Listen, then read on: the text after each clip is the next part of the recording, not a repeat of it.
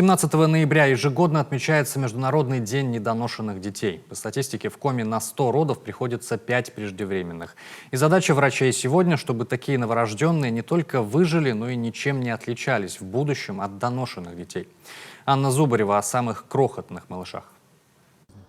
На груди у мамы лежит Ванечка. Родился торопышка 51 день назад на 29-й неделе беременности. Тогда не весил и килограмма. Сейчас уже поднабрал и окреп. Но малыш все равно пока что очень хрупкий и слабый. Выдают малюсенькие ладошки, раз в 10 меньше, чем у мамы.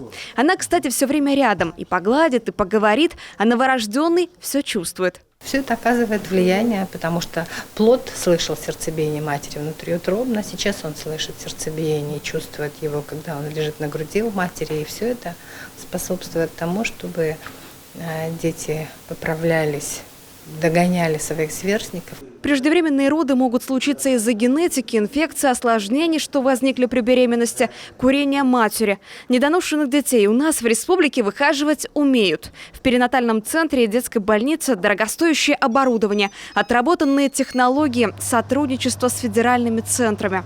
Здесь помнят и пациентов по 400-500 граммов.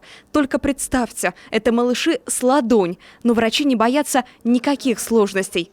Детей, родившихся с массой до килограмма, около 70%. Конкретно у нас в республике к 3 годам считаются компенсированными и здоровыми детьми, поэтому абсолютно уже должны быть оставлены далеко позади разговоры, и стоит или не стоит с ними заниматься, их выхаживать. Недоношенных детей выхаживают вот в таких кювезах с двойными стенками. Снаружи закрыты пеленками, внутри поддерживается определенная температура и влажность. Должно быть тепло, темно и тихо. Получается имитация внутриутробных условий. Даже позу младенцу придают специальную, будто он все еще внутри мамы.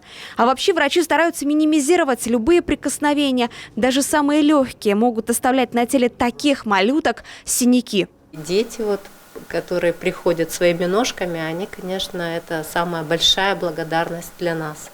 Когда мы видим этих детей, и они в социальных сетях при ряде случаев отправляют нам свои такие постеры, нарисованные какие-то штучки, вот такие. Это, конечно, прежде всего радостно для нас. Через Коми республиканский перинатальный центр в 2020-м прошло 450 торопыжек. За все время это тысячи малышей, которым не терпелось познакомиться с этим миром. Тут даже организован стенд с выпускниками отделения. Поддержка для тех, кто сейчас в сложной ситуации. Мол, и мы там были, но посмотрите, какими мы выросли. Анна Зубарева, Павел Люлянмин, телеканал Юрган, Сыктывкар.